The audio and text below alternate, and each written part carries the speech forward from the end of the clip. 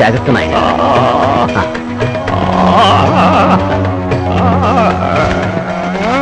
కరెక్ట్గా ఉందా స్వామి?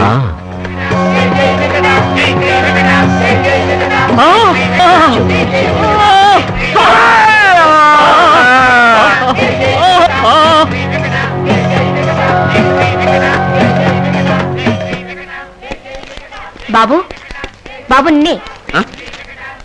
మా అమ్మాయిని ఆశీర్వదించు బాబు. అయ్యో, నేను ఆశీర్వదించడం ఏమిటమ్మా? స్వామి ఆశీస్సుల వల్ల నీ కాలు నయమైంది కదా, అందుకని. అవునన్నయ్య, నన్ను ఆశీర్వదించు. అయ్యో పాపా, కాలు నయం కావాలంటే ఆసుపత్రికి వెళ్ళాలమ్మా. మా ఊరు నుంచి ఆసుపత్రికి వెళదామని డబ్బుతో వచ్చాం, కానీ నీ కాలు నయం అవడం చూసి స్వామీజీ హుండీలో వేశాం. ఏంటండి ఇది? నన్ను చూసి స్వామివారి హుండీలో డబ్బులు వేశారా? అవును బాబు. ఎంత వేశారు? 5,000 రూపాయలు. ఏంటండి ఇది? రేపు అమ్మాయికి ఆసుపత్రికి డబ్బులు కావాలంటే ఏం చేస్తారు? స్వామీజీ ఇస్తారు. నువ్వు చల్లగా డబ్బులు ఉండాలి తీసుకుని బాబు. ఇది స్వామివారి హుండీలోనే వేస్తాను. ఇంకా ఇక్కడ నీకేం పని?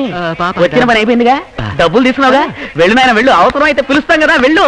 అమ్మా అమ్మా, డబ్బులు తీసుకుని ఎక్కడికి వెళ్తున్నారు? స్వామివారి పళ్ళెంలో వేద్దాం. అయ్యో, పళ్ళెంలో వేస్తాయంటి, పాకెట్లో వేస్తాయంటి, రెండు ఒకటే. వేసేయండి. ఆశ మనిషిని నాశనం చేస్తుంది. అందుకనే ఆ రోజుల్లోనే పెద్దలు చెప్పారు.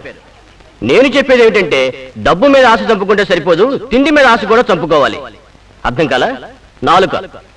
నాలుగు అదుపులో పెట్టుకోవాలి. ఇప్పుడు దోశ అతిగా తింటే ఏమవుతుంది? కడుపు చెడిపోతుంది. అలాంటివే అప్పడం, వడ.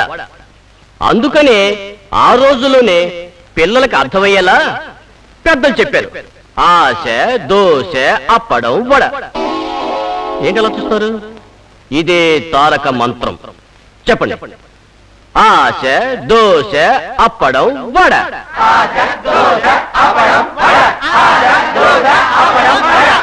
ఆశ, దోశ, అప్పడం, వడ.